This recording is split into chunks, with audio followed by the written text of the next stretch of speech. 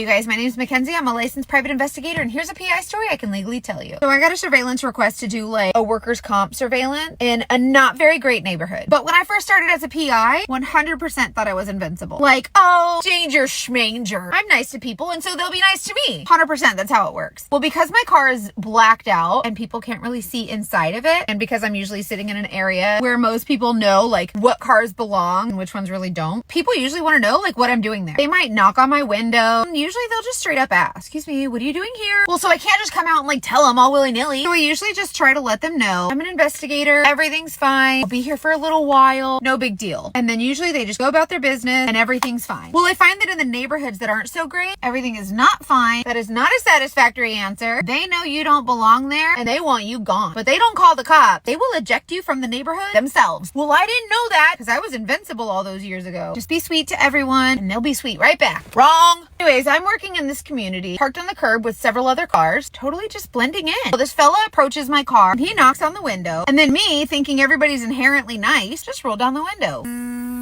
Hello. Well, he looks at me and he's taken aback. Immediately see his shoulders drop, which told me that like he sensed a threat, but it was gone now. Well, he leans into my window real close and he says, what the fuck you doing sitting in my neighborhood? Well, so I'm obviously at this point kind of getting the hint that like he's not happy with me being here. So I reach over, I'm gonna roll the window up. So now I have the window cracked about this much, just enough where I could still like talk to him and he could still talk to me, but like there's like some kind of barrier of protection. And I'm like, I'm just an investigator. It's fine. And at this point, I'm feeling a little less invincible. But like I was there legally, so it's fine. So I told him as confidently as possible, oh, I'm just an investigator. I'll be out here for a little while. No big deal. Well, I'll have you know, this fella was not, in fact, wooed by my charm, nor by my stunning beauty.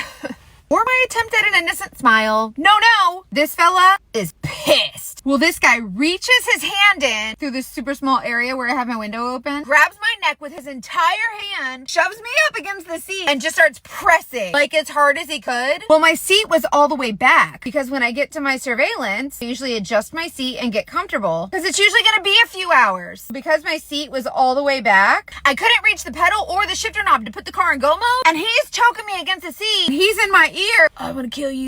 Well, somehow I contorted myself, lifted my butt off the seat so I could press the brake pedal with my big toe, and I leaned just enough over to get the gear shifter and put the car in the go mode, and I pressed the gas so hard I took off out of there like a bat out of hell. And it made me more mad than anything because I was real nice to that fella, and all I kept thinking was this guy's out here trying to kill me in front of God and everybody, and I was so nice to him, he ought to be ashamed of himself.